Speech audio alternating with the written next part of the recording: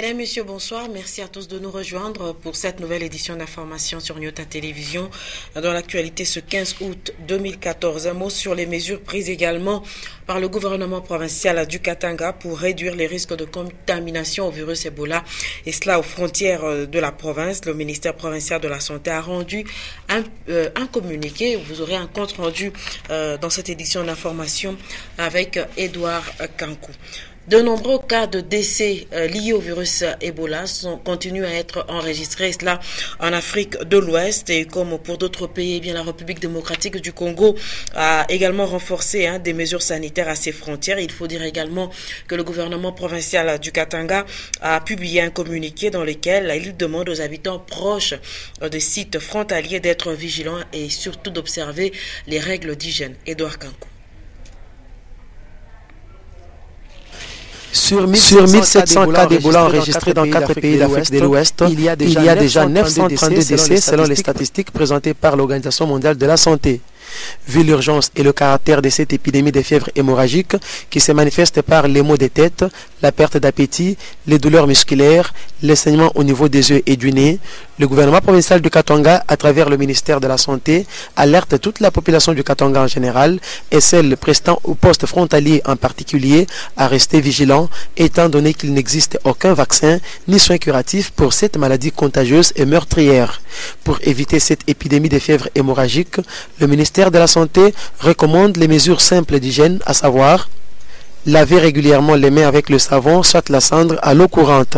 Signaler aux agents de santé tout cas présentant les signes de cette maladie et tout cas de fièvre chez les personnes provenant des pays touchés ou de l'Afrique de l'Ouest. Éviter tout contact avec le sang, les urines, les selles et les vomissures des malades suspects d'Ebola. Éviter aussi de toucher tous les animaux trouvés morts sans cause dans la brousse. Nous restons dans le domaine sanitaire pour parler de l'eau. L'eau qui est nécessaire à la santé, eh bien, cette eau potable, elle est gaspillée au quartier Chikamine. Cette eau qui devrait servir aux familles comme aux boissons, également utilisée dans les travaux de ménage, elle stagne et coule sur la chaussée. Un constat fait par Diane Kassongo et Richard Chimba.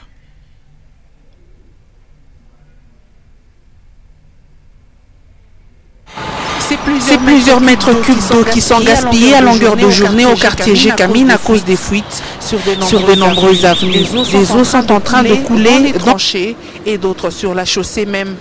La cause persiste depuis des années, c'est la perforation des tuyaux de la société chargée de distribution d'eau potable à Lubumbashi. Et pourtant, cette denrée est indispensable à toute vie et au moment où celle-ci ne circule pas dans les tuyaux, elle peut être vecteur de nombreuses maladies et donc provoquer 2 fois la mort.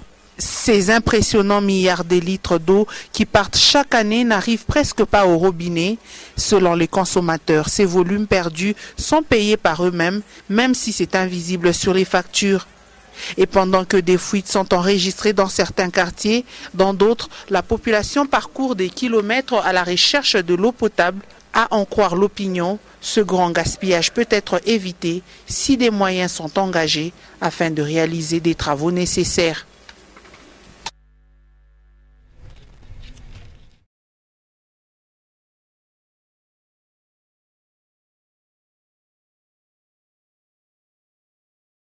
Actuelle en province du Katanga. L'entreprise minière veut s'impliquer justement dans la résolution de ce problème aux côtés de la SNEL et également du gouvernement provincial du Katanga. Ainsi, MMG propose de pistes de solutions et l'entreprise a même organisé une journée pour l'énergie. Linda Lukalu.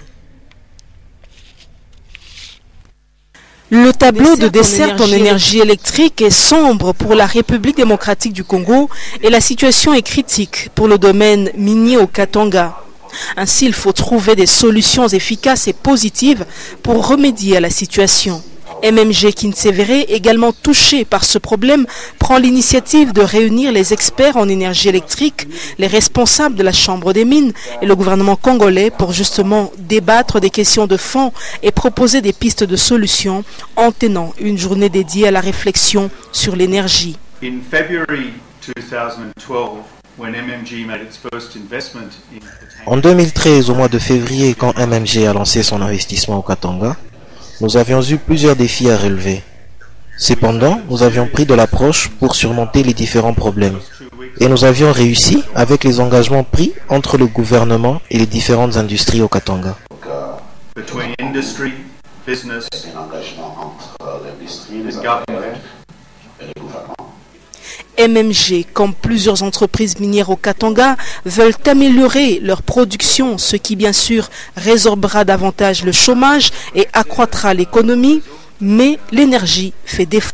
À l'occasion de cette journée, les privés qui s'investissent dans la fourniture en énergie se sont exprimés et ont pu démontrer que le potentiel naturel que regorge la République démocratique du Congo et le Katanga en particulier peut être mis à profit et assurer une desserte de qualité. C'est par exemple la transformation du charbon de l'UENA avec des assurances de ne pas polluer l'environnement, les panneaux avec le soleil d'Afrique, les groupes électrogènes, l'eau et le vent. Des propositions allant dans le sens d'apporter une aide technique à la SNEL ont également été faites. La SNEL qui a démontré la volonté d'améliorer ses services. Cette journée de réflexion organisée par MMG Kinsevere a été saluée par le gouvernement Katumbi qui a vu dans le chef des organisateurs une interpellation juste et le souci de bien faire. Un cadre permanent d'échange et la mise sur pied d'un comité de suivi a été proposé afin de pérenniser ces échanges d'informations et de données initiés par MMG Kinsevere. La délégation syndicale de l'entreprise EGMF a été installée ce vendredi 15 août 2014. La cérémonie a eu lieu dans l'enceinte de l'entreprise et en présence de responsables d'EGMF. Un reportage de Sylvie Moussaour, Séverin Katambra.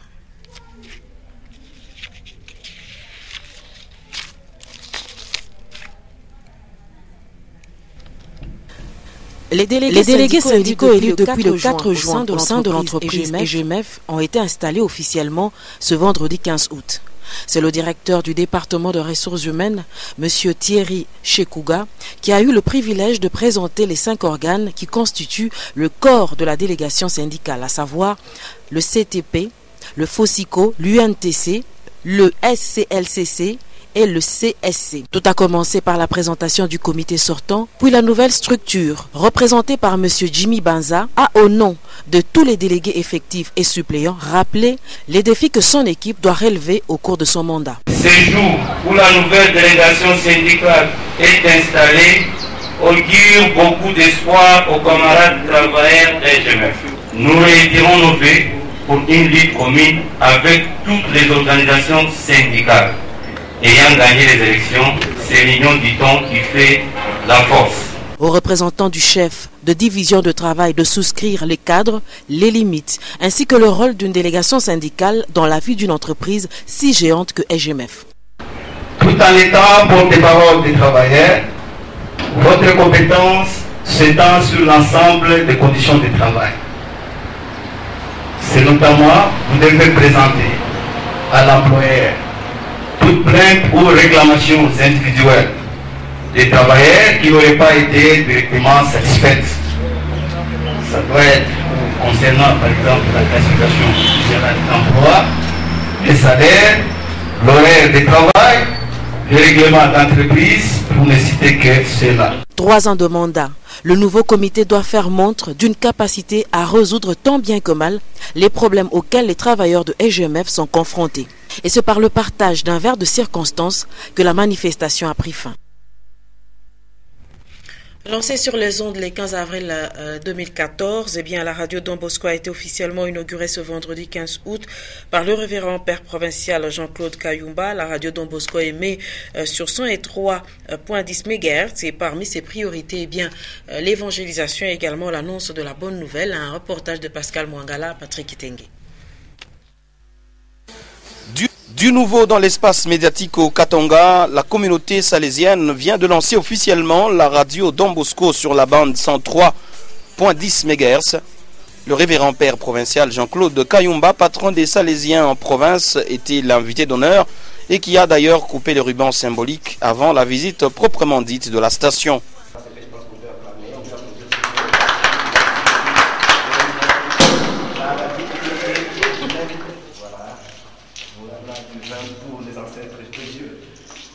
de la réception, les studios, la salle de rédaction, la régie et la salle des émetteurs toutes climatisées, la radio Don Bosco répond aux standards et ceci permettra à mettre les employés dans les bonnes conditions de travail. Le père Marco Maringoi en fera le directeur. Ça permet à nous Salésiens de faire connaître notre mission et d'avoir aussi un outil médiatique que nous mettons au service de l'Église. L'attention est d'abord mise sur les jeunes et sur les familles. C'est pour ça que nous disons que nous, c'est une radio sociale et une radio pour l'éducation des jeunes. Avec un émetteur de 2000 watts, la radio Don Bosco, dite Carrefour des Jeunes, couvre les villes de Lubumbashi et Likasi, les cités de Kasumbalesa et Kipushi et leurs environs. Et à noter que la grande mission pour cette radio qui émet désormais sur 103.10 MHz reste de communiquer la vérité, la bonne nouvelle, évangéliser et éduquer. Quittons le monde de médias pour parler véhicules à Lubumbashi. Les Louchois peuvent acheter à moindre coût des véhicules neufs ou de seconde main, et cela grâce à l'agence SBT qui a ouvert ses portes ce vendredi. Les bureaux de cette agence sont installés sur l'avenue Sendue au numéro 62 bis. Un reportage de Ruffin Kibambe, Victor Mambaye. Vendredi 15 août, du bureau de l'agence SBT à Lubumbashi pour la RD Congo. Pendant plus ou moins 20 ans, SBT, cette compagnie japonaise, s'est spécialisée dans la vente des véhicules neufs, des secondes mains et accessoires de véhicules. C'est par ce mot de bienvenue, lu par M. Marc Ayembe, que le temps de cette manifestation a été donné, suivi d'une visite guidée des bureaux SBT. Notre entreprise offre des véhicules de très bonnes occasions, de très bonne qualité, à un prix concurrentiel. Parce que nous, on achète et on revend. Les véhicules qu'on vend à nos clients à des prix vraiment très bas. Salle d'attente munie d'une connexion Internet 24h/24, l'agence SBT Lubumbashi offre à la population louchoise, grâce au soutien du gouvernement provincial, des véhicules de qualité à des prix imbattables. SBT accorde à tout client de Lubumbashi un délai de livraison à domicile de plus ou moins 45 jours pour recevoir en bonne et due forme son véhicule. Maximum, nous avons 1 mois et 2 semaines, c'est-à-dire 1 mois et demi pour livrer le véhicule que le client achète chez nous. Donc en timing, on est rapide, on est expéditif et on est sûr. Le paiement de tout achat s'effectue en 3 tranches, 30% du montant global, 50% puis 20%. SBT, à travers son manager général Congo, assure la sécurité du véhicule des Okwama au Japon jusqu'à domicile. Le bureau SBT Lubumbashi est situé au numéro 92 bis de l'avenue Sendue dans la commune de Lubumbashi, non loin du ministère des Finances. Et c'est hier jeudi 13 août 2014 qu'a pris fin le séminaire organisé au centre de rattrapage Madame Karine Katumbi. Les enfants parlementaires et filles du Rhôde ont accru leurs connaissances en ce qui concerne le pourquoi et le comment quand il s'agit de gérer les conflits intergénérationnels. Et pour la clôture, eh bien, c'est le professeur Kalaba qui a pu entretenir ses enfants. Avant que n'arrive la saison de pluie, l'Office de voirie et drainage tient à achever les travaux de chantier du nouveau pont jeté sur le canal Naviundu de l'avenue Savonnier. La mairie de Lubumbashi envisage également de curer la partie du canal rétrécie par les immondices. Un reportage de Maurice Mazel. Au terme de la construction du pont jeté sur le canal Naviundu à la commune de Kampemba sur l'avenue des Savonniers, la population du voisinage et même les usagers de cette route secondaire pourront oublier de sitôt les inondations quand viendra la saison de pluie. Le maire Jean-Oscar Sangouza Mutunda s'est rendu au pont nouvellement construit grâce au financement du gouvernement provincial dont l'Office de voirie et drainage est le maître d'ouvrage pour voir par la suite comment élargir le lit du canal Naviundu qui serpente à proximité du camp Est. Jean-Oscar Sangouza Mutunda a parcouru le canal Naviundu à l'endroit où les immondices ont rétréci sensiblement le ruisseau. Le maire de Lubumbashi envisage dans les jours à venir faire curer le canal pour éviter lors de fortes pluies le débordement des eaux. De là, le maire de Lubumbashi était au tunnel pour se rassurer que la brigade de démolition procède au nettoyage de l'ancien emplacement du lieu de négoce qui a été il y a peu consumé par l'incendie. Une bonne raison aujourd'hui pour la mairie de Lubumbashi de veiller à ce que le passage soit réouvert pour permettre aux piétons de marcher sur le trottoir. Bientôt, la mairie de Lubumbashi procédera à l'inauguration des toilettes publiques situées aux arrêts aéroports. Mais en attendant, Jean-Oscar Sangouza continue sa quête d'autres lieux stratégiques pour pouvoir installer d'autres toilettes publiques toujours dans la ville de Lubumbashi. Cette nouvelle triste, cela fait une année que Nyota Radio-Télévision a perdu un de ses directeurs en la personne de François Kalala Kaniki. Une pensée pieuse donc en sa mémoire. Je propose cet hommage de Mireille Mwadi à Alex Chunga.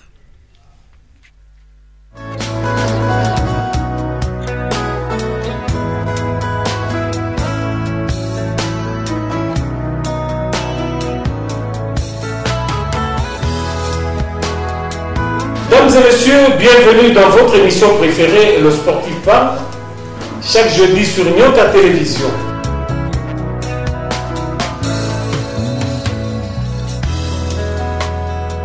« 15 août 2013, 15 août 2014, une année jour pour jour qu'une étoile s'est éteinte, une étoile dirigeante de la direction des sports de Nyota Radio-Télévision, François Kalala Kaniki, que nous appelions affectueusement Kalakani, Kalaklerk pour les plus jeunes. Notre peine était immense lorsque nous apprenions ton voyage vers un monde d'amour, puisque le voyage de la vie à la mort n'est qu'un voyage vers un monde d'amour.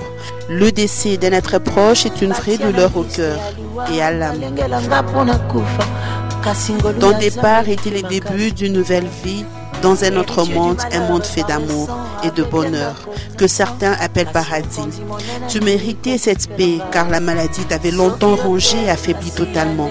De là où tu es, tu reposes en paix. Mais nous, ici-bas, nous n'arrivons à combler le vide que tu as laissé en nos cœurs, surtout dans ta direction des sports, à laquelle tu étais dévoué jour et nuit pour nous apprendre les meilleurs de toi et donner le meilleur de toi-même. Petite question, qui a une curiosité?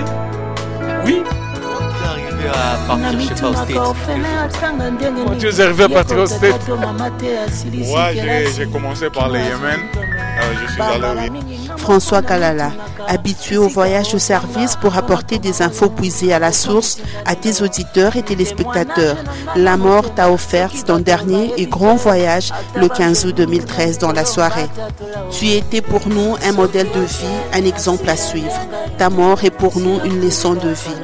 Si toute vie va inévitablement vers sa fin, nous qui sommes restés devant durant la nôtre, la colorier de couleurs d'amour et d'espoir. Ta famille, tes amis et tes collègues de travail t'ont dit au revoir et adieu. La tristesse qui ronge au jour le jour, tes enfants et ta veuve témoignent que tu étais un meilleur père et époux. Comment écrire ces phrases en ta mémoire sans que des larmes d'amour et des peines nous montent aux yeux? Comment lire ce texte d'amour pour un être cher décédé, pourtant tellement vivant en nos cœurs et souvenir de chaque jour? Repose en paix. Notre amour pour toi est éternel. Nous ne t'oublierons jamais. Nous t'aimons à jamais.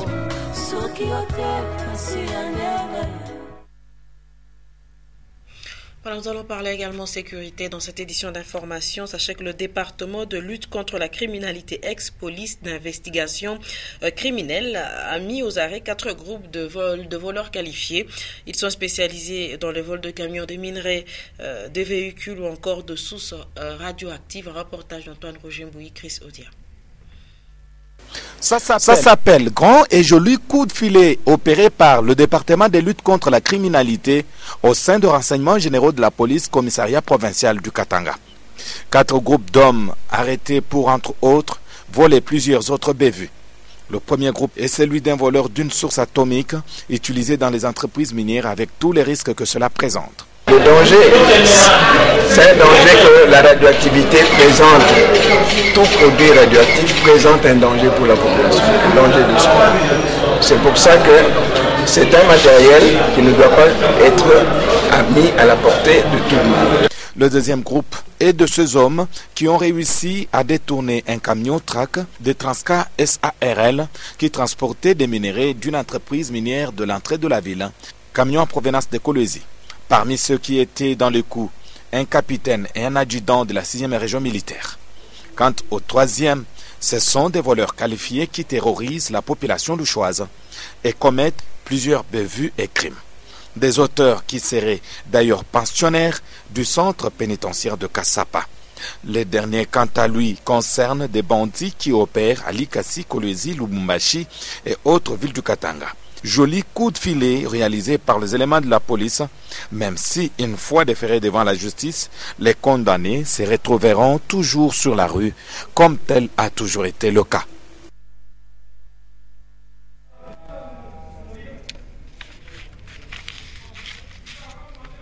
Voilà, mesdames, messieurs, c'est ainsi que s'achève cette édition d'information. Eh bien, ne nous quittez pas. Juste après, vous pourriez suivre en page magazine, justement, cette journée de l'énergie qu'a organisée récemment l'entreprise MMG Kintsevere. Merci de nous avoir suivis. Très bonne suite de programme.